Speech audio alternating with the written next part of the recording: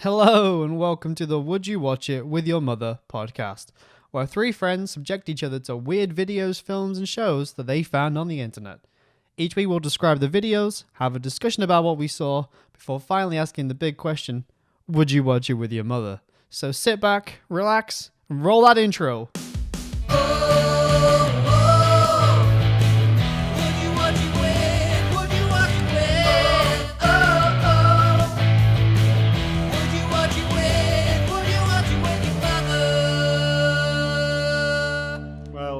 And Gav's little intro, hello, we do things, Bushby's theme song, would you watch it with?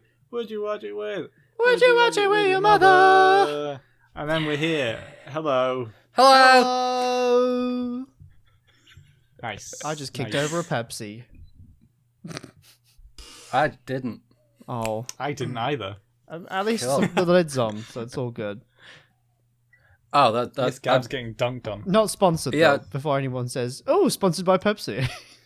Sponsored by Coke. If you, again, for the people who can't see this, that's not going to mean anything. I'm not going to tell you who's wearing the Coke paraphernalia. You'll have to go to Gav's YouTube channel to find out. Whoa. Yeah. That's fun. Cheeky little plug there. Cheeky little, just like today's act. What, cheeky Little and little? big. Whoa. Hey. Wait, are right. they little or big, or is that the name? I'll tell you through my description of this week's entertainment. Yay. All right. So, Little Big. Bushby sent us some music videos by this group called Little Big. When I first watched it, I thought immediately in my head, these guys must be Dutch or German, because it was the most europop thing I've ever seen in my entire life. And Yeah. while it is still within the realms of Europe, I was shocked to find out that they were in fact Russian. It just, everything was like, this is Dutch or German. I'm getting huge vibes. Not the case, however. So the second thing that got me is just the insane number of views. And I do live under a rock culturally, but I would have thought I would have at least heard of these guys if they have, like, these kind of views. We're talking about hundreds of millions for each music video. So, in order, we had, I think it was 3 music videos. Yes, 3 music videos in total. First one, I think it went in order of most popular to least popular. Most popular was Skibbity.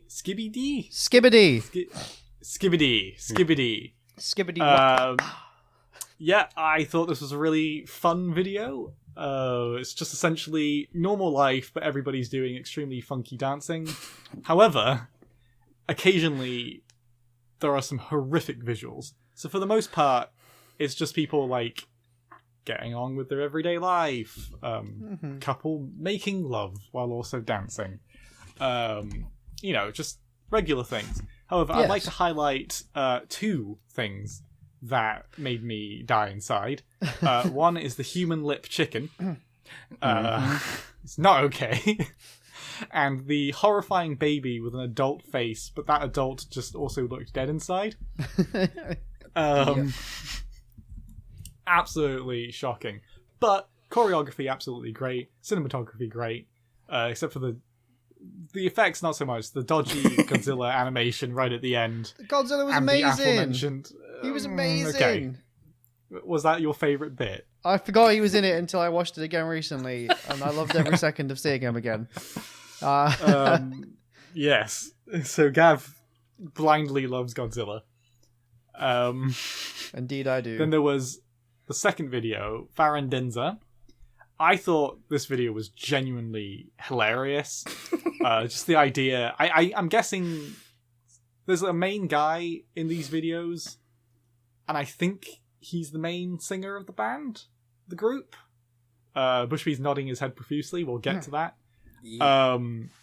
Just genuinely really funny. The lead singer is trying to impress a bunch of older ladies by just being him, and it seems to work. Really funny. The bit that absolutely got me was near the end where they're doing a fake perfume advert for a perfume called La Boca de la Coca, which got me laughing like an absolute child. Not my proudest moment. You lie. That was your proudest moment. That is my proudest moment. No, it would be my proudest moment if I came up with that. Unfortunately, I didn't. And finally, there was tacos. Oh, And this is probably the one that had most of a storyline to it, because the other ones are really just music videos, weird stuff. But this one consisted of a man just trying to make food for himself, and he puts something in the microwave, and he turns around, and all the food on his table has assumed some sort of human-like form, and they begin to have a little boogie. little dance. So, and I guess it's this guy slowly losing his sanity, and then at the end he just is questioning all of his reality. Again, very funny, quite funky dance moves, good fun. Except for, I counted, 5 very specific bits where it cuts in order to a random tomato, a random orange, a random banana, and a random pepper. Sorry, that's 4. And it will cut to one of these fruit or vegetables, and they'll overlay a human face onto it, kind of like Annoying Orange style, if anyone remembers that. I don't know if that's a very obscure reference. How old is Annoying Orange now? Oh my god. We don't want to know. At least 11 years old. Blimey. Earlier. God. Anyway, it'll cut to this food stuff with that face, and then it will get cut in half, which already would be horrifying in itself, but they add this very realistic human scream as it's happening, which genuinely shook me up quite a bit every time it happened.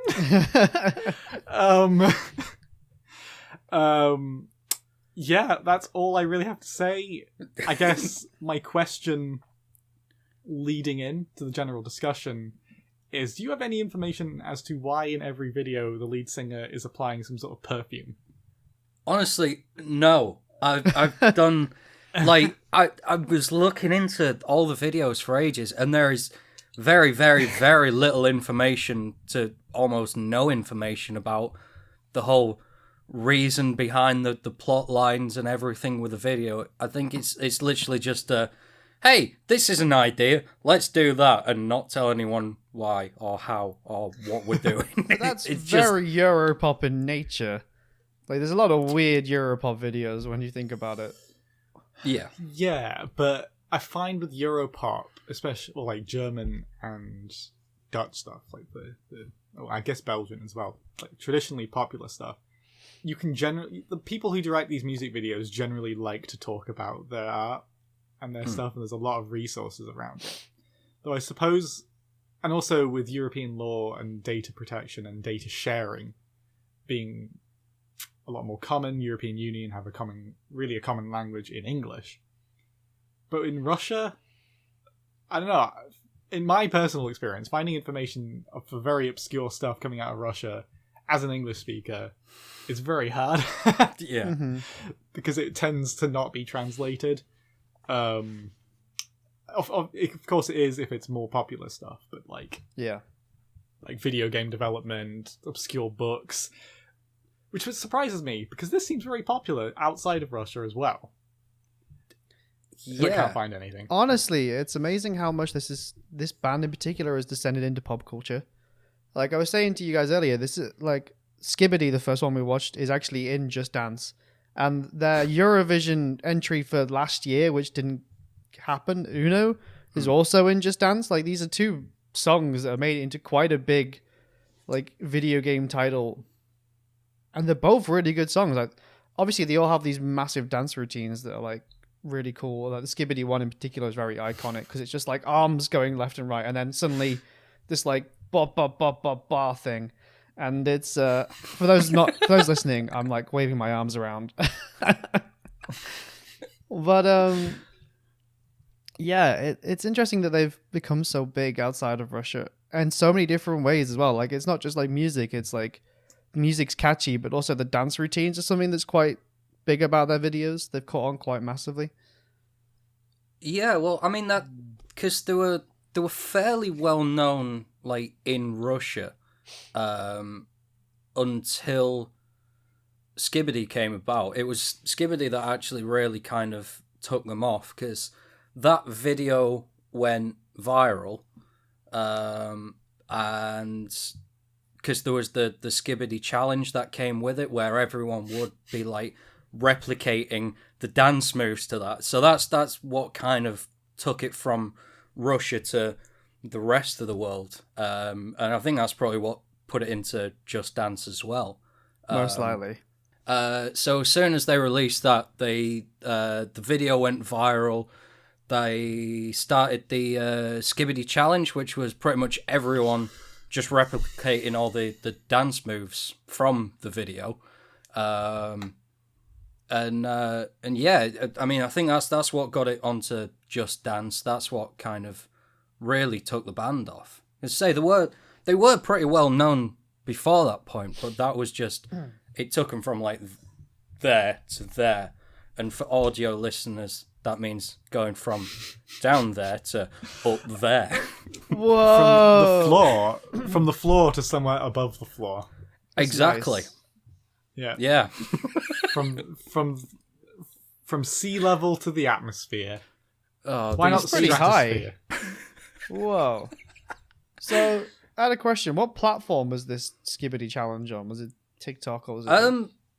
No, it was. This is before the TikTok days. Dan. Yeah. Everything's I about don't know. TikTok. I don't know what this Skibbity challenge is. I just knew that there was a Skibbity dance. I And think it was pretty much like because there was the hashtag that went that was trending. So I'm guessing it was mainly Twitter, but I think YouTube was a big platform for it as well. makes sense. But yeah, there wasn't actually any much info on what platform it was on, but just the hashtag Skibbity challenge. So kind of putting two and two together and pulling out Twitter. Sure. Good research. Okay. Thank you. No, that's the thing though. Like I did like a lot of research into this, but there's just very, very little about them and the songs in particular. Like the band themselves, very 50-50. It's like two of the members there's a lot of info on. Two of the members there is nothing. Oh, wow. I did a bit of preliminary research and I managed to find quite a bit about their political beliefs, but less so about who they are. Which is they usually go hand in hand. So the female singer and the not the main singer, but not the guy who is the clown, the guy who has like that guy, the other one. We'll I can't post an remember image what for he looks like. reference. Yes, This is and then for the audio people, I guess, go fuck yourself. Thanks. Yeah. Oh, God. But so yeah, with those two, there is literally nothing about them. The only bit of info about them two is that they are in this band. That's Wasn't there an original female singer who left to start her own business? Yes. So Something like that. there was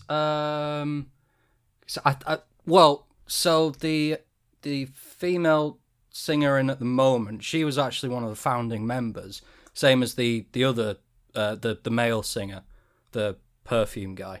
But yeah, there was a fifth member who left because she said she was literally just starting to burn out after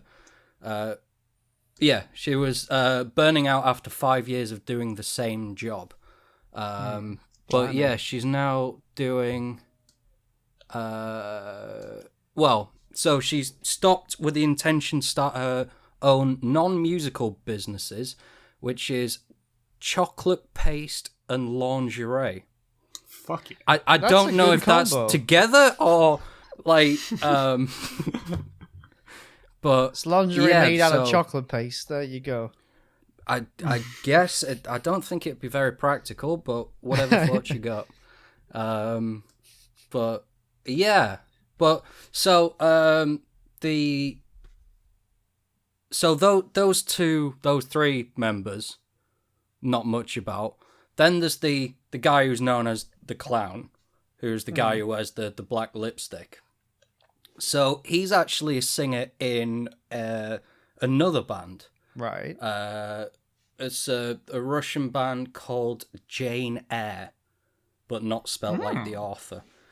And then like a alternative kind of band, but they've the three biggest bands they've actually supported are Clawfinger, Therapy, with a question mark at the end, and Linkin Park. Oh. So yeah, I know. So there's two very unknown names there, and then there's one that's like, hello. Yeah. But then, so the perfume singer guy as well, he actually started out as the vocalist in a new metal band. What? Yeah. And weird, like, I watched a couple of their videos, listened to a couple of songs. They're actually pretty decent. Like, How do you go really from new metal to Little Big? I don't know. The thing is, as well, it was literally over a case of about 5 years, maybe less.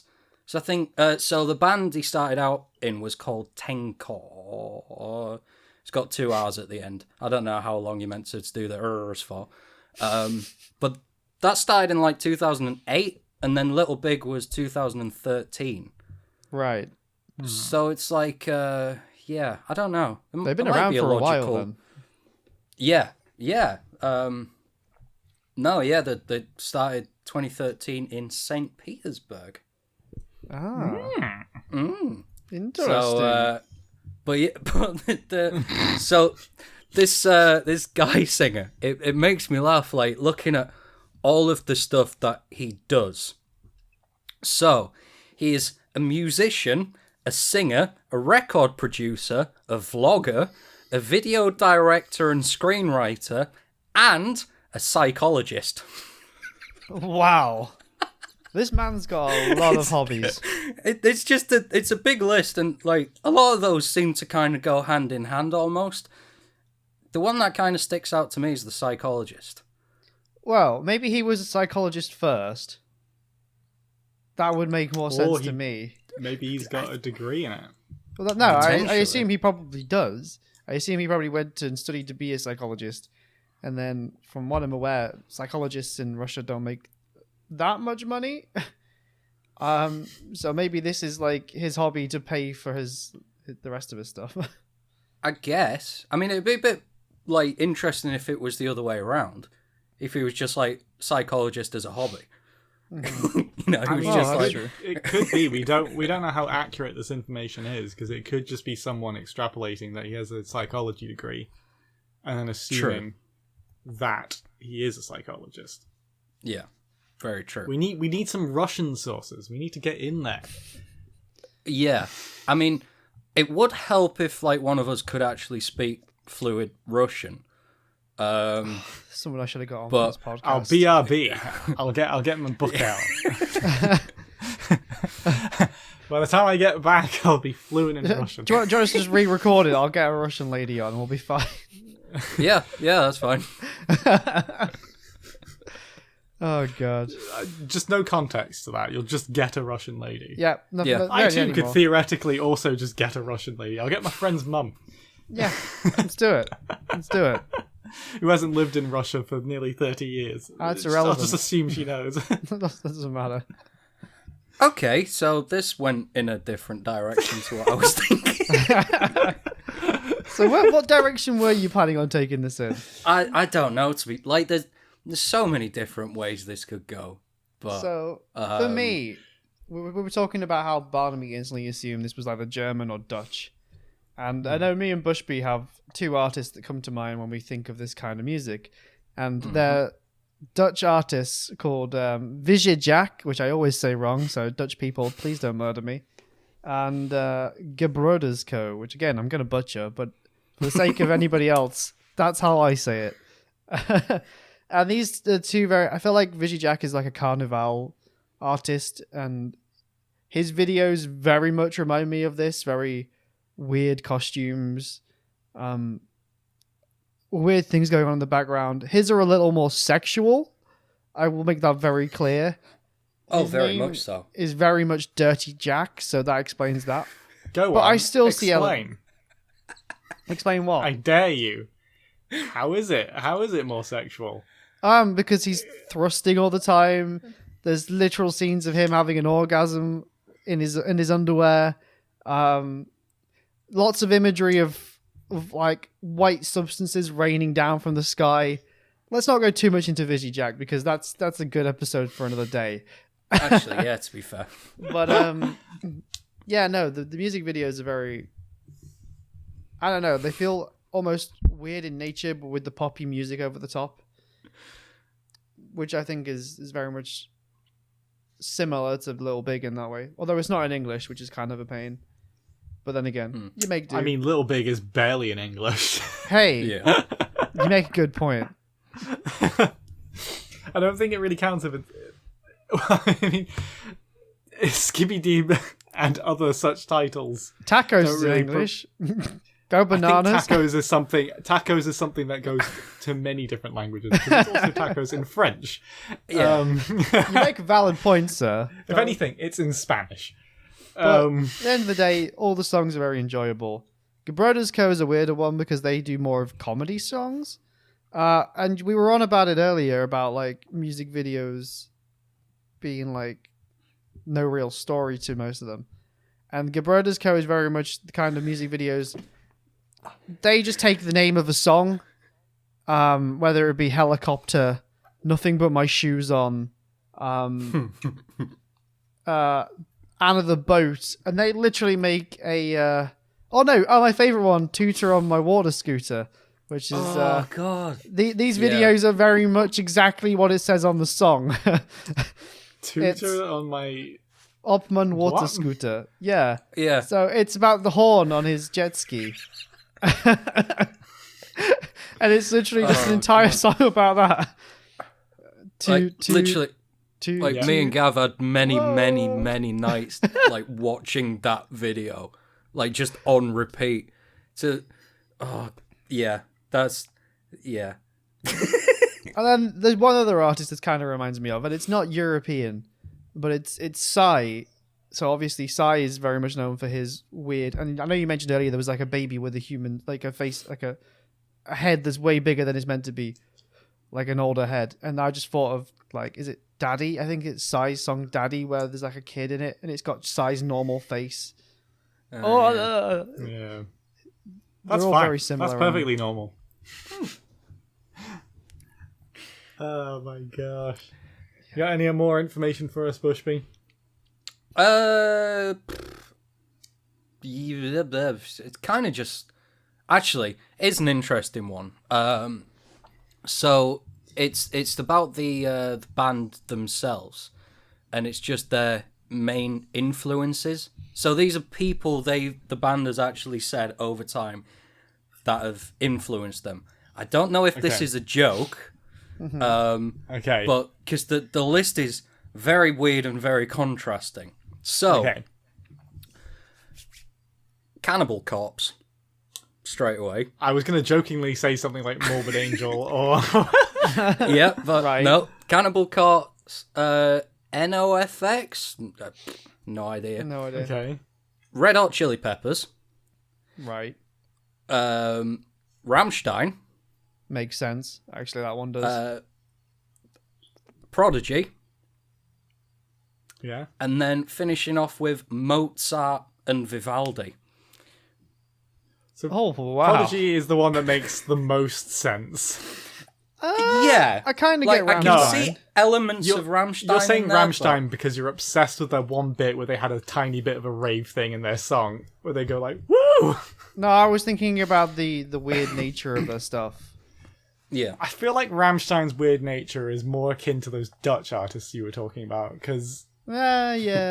Yeah. this is just like kind of lol humor. Rammstein stuff is very, as we've discussed in the previous episode, let us squirt fake semen over an audience. True.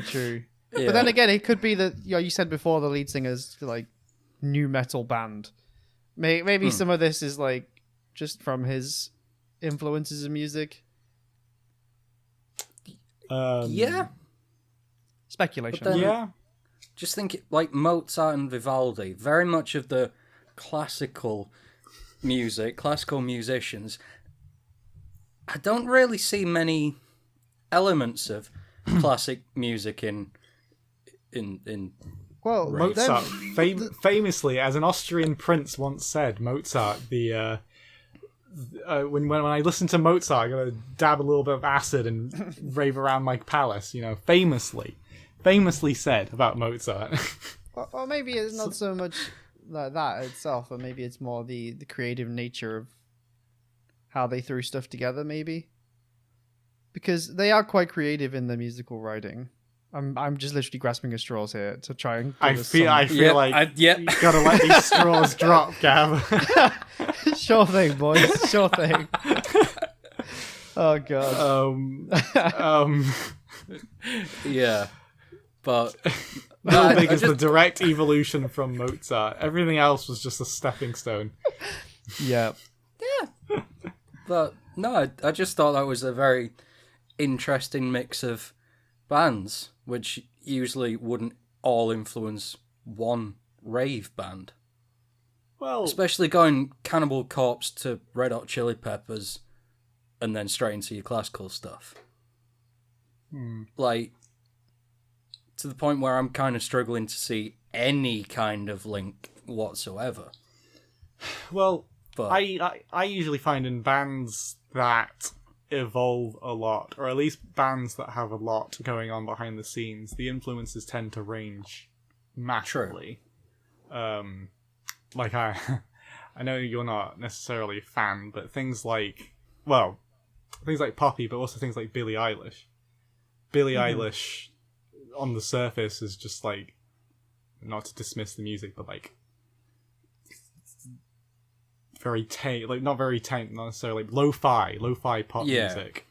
But like influences have ranged from other lo-fi pop music to things like Rob Zombie and Typo Negative, which I can see the connection with Typo Negative, but like Rob Zombie is the least from subtle thing you can possibly have. yeah. But like, I guess that level, like people who are quite adaptable and have quite a lot of thought that goes on behind their artwork seem to draw from lots of influences. No, Would you it's not say that you valid. draw from a lot of influences, Bushby? Yeah. None spring to mind straight away. Yeah, I take from a lot of influences, Yeah. none of which I can have recall. so many influences, I can't think of any of them. Yeah. We almost had a smart chat, guys. We almost did it. It was all going so well for 2 minutes. I even shut my mouth. I was there like, the boys will carry this section. They're going to have this really educated, enlightened discussion. And then I was like, no, it's all fallen short. Oh, yeah. Save Yeah. us, Gav. Gotta Save us. Bring it back down to earth. Savers. All right, let's go back to the videos then. Because honestly, what is it with them doing weird stuff in the middle of their videos? Like, it seems to be... Was it all of them, I feel like? There's like, in the middle of a video, there's like a weird lull where there's like no sound. And then there's like a... It just kind of breaks. And then something really weird happens in almost all of them. Yeah, so it definitely did with Skibidi and Farah Denza. But Denza, yeah. Was the one in Tacos? I can't actually remember. Hang on.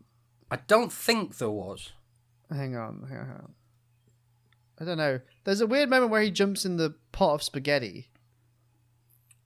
But I don't know whether that was in the song or not, because I can't hear it right now. So... Hang on. But no, I just found it really bizarre. Like, I know sometimes music videos do that, but the videos aren't that long anyway. So I just found it really weird that they would just have this like small section of just really unusual moments, and then just cut back into the song. I've got some information. Ooh. Doing a little. So I just looked at the credits for Skibidi. Let me just quickly cross-reference this. I'm going to pick a random other Little Big... Oh, there it is. Farah Denza. This is live research on air. God. Isn't this It's academic? exciting stuff.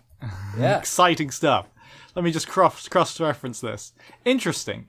Okay, so in all the credits for the music videos, they've got the three main things that will come up that I would say are pretty important is idea, director, and script. And I find it very interesting that there's a script supervisor for a music video. I guess you have to make a scenario, but it seems like they do really script this out from the beginning. Now, the interesting thing was I'm gonna try and say his name.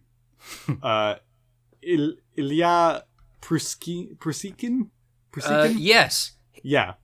Yes. The lead singer, presumably. Yes. He is always credited as one of the script writers and as one of the directors. Right. And interestingly enough, I'm not sure if she's a member of the band. I don't think she is, but Alina Pasok is a Russian filmmaker who seems to entirely be credited as the director for Little Big's music videos. They're all entitled video shorts, but on her IMDb page there is not much that isn't Little Big. There's some other Russian stuff, but I presume she's done a lot more because she's known as a director and a cinematographer. So this is some information, but I guess what we can gather from this is that it seems the lead singer is kind of the leading visual and creative force, at least behind the music videos. Yeah. Which again, Takeaways from that? considering his background, what happened to him? from new metal to this, the man has had one hell of an interesting life. Yeah. But yeah, say going into his long list of what he can do, so taking psychologist aside, you got musician, singer, record producer, vlogger, video director, and screenwriter. I have a feeling he might be the kind of key figure behind this band. He definitely seems to have a very creative side that seems to be shining through a lot. Which I wonder if is there any information on who picked the outfits for tacos? Because oh my god, whoever did the almost certainly. Because if it was him, my brain, there's some creative fucking outfits in that. Just from the hot dog outfit through to the man dressed up as Noodles. What are some of these outfits? They're actually insane. Not to mention they're all dressed up as food. One's dressed up as a mustard bottle in the actual video. One's dressed up as a ketchup bottle. One's a Coke bottle, I think. So costume designer is credited as Masha Sivyakova. Right. Yeah. I'm guessing is probably another Russian filmy person. Yeah. Has an Instagram and an IMDb page. See, the main thing is, it's it seems everything is done by Ilya Prusikin. Let's just call him Ilya. Yeah, let's call him Ilya, because that seems an easier name to say than... Oh, then we're not butchering their names as much. Yeah, but no, he does seem to be the main ideas guy behind everything, so it's yeah, sorry, but you say that, but it says in all the music videos, music composed and produced by Ilya, Sonia, Tayur. I'm going to say their first names. I'm sorry, guys. Ilya, Sonia, Victor, and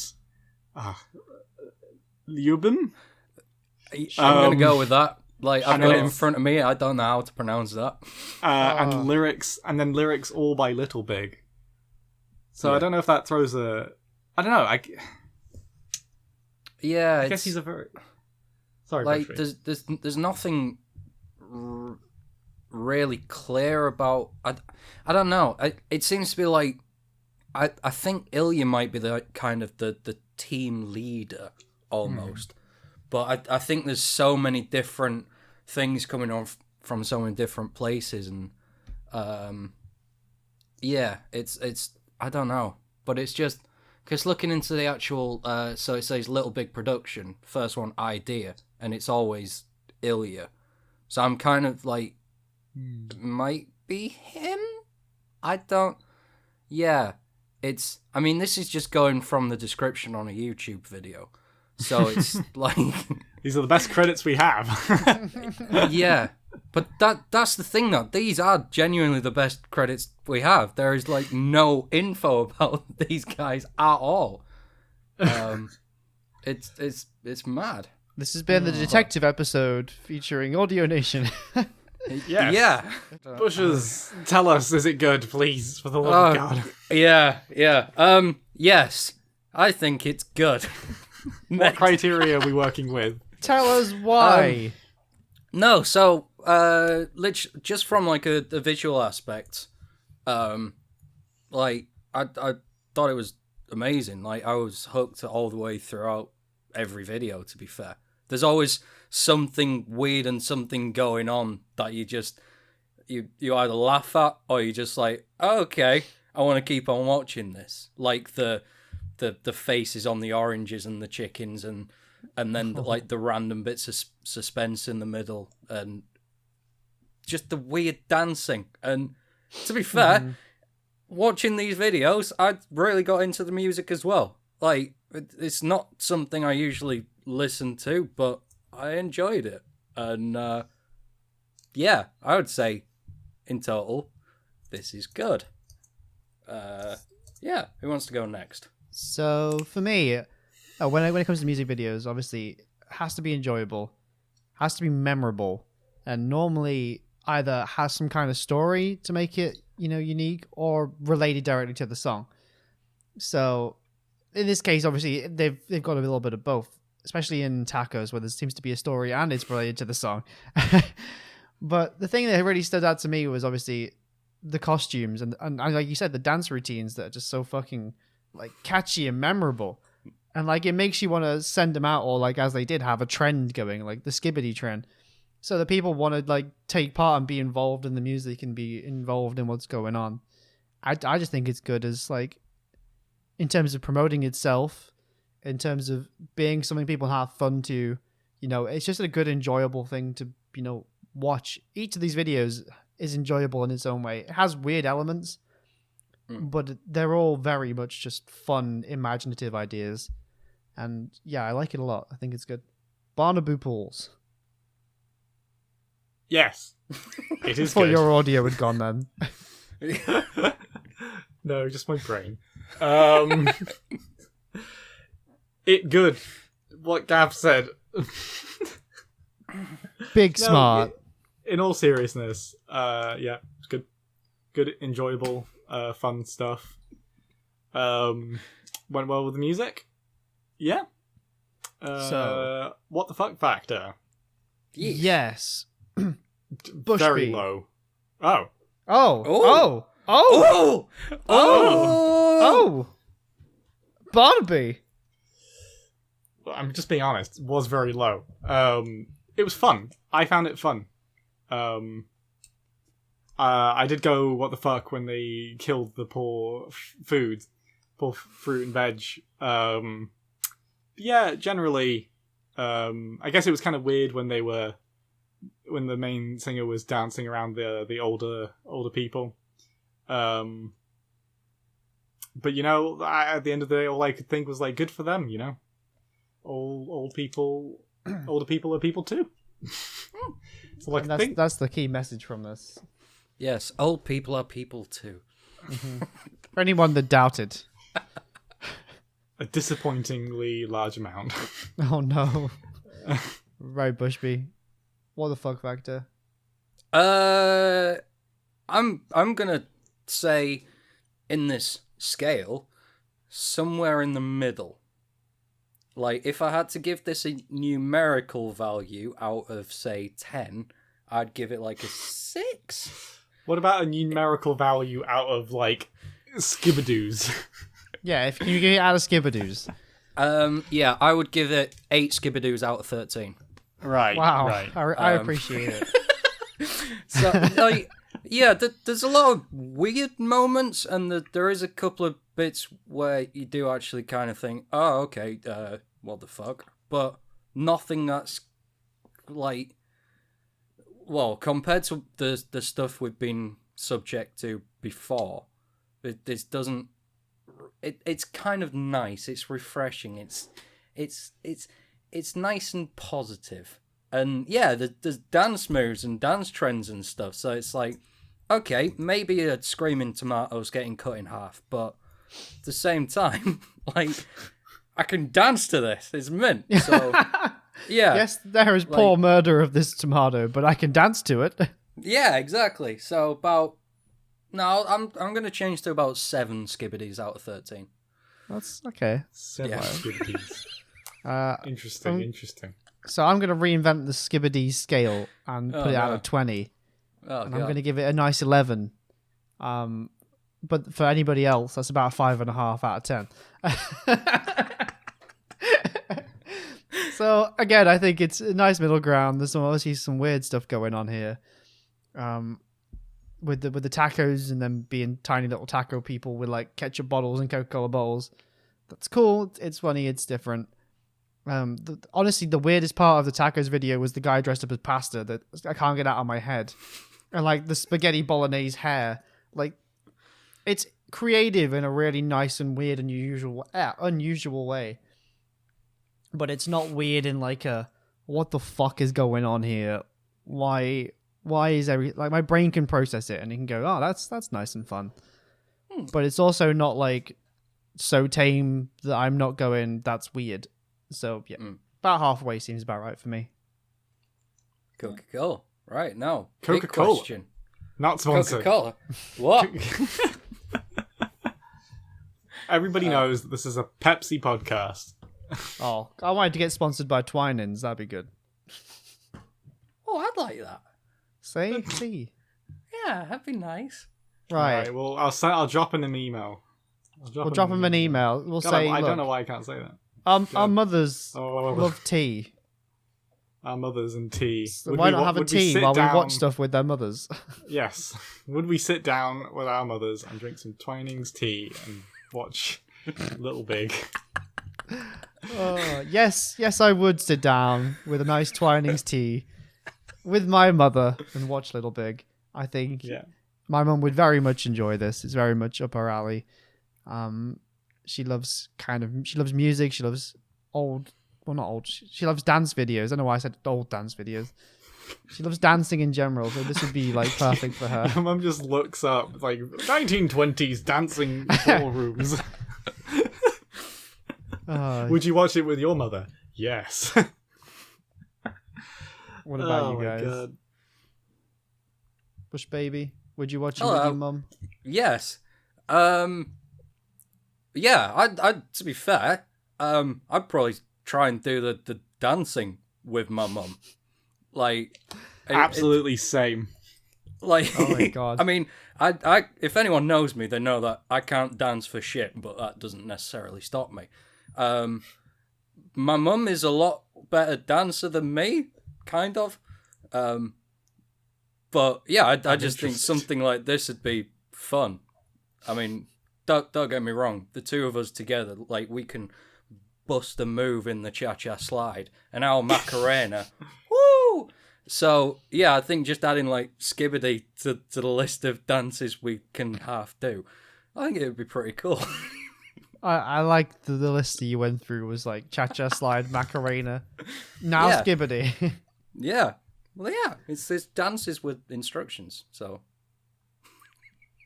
What instructions are in Skibbity that I'm missing? Skibbity, skibbity, skibbity, skibbity.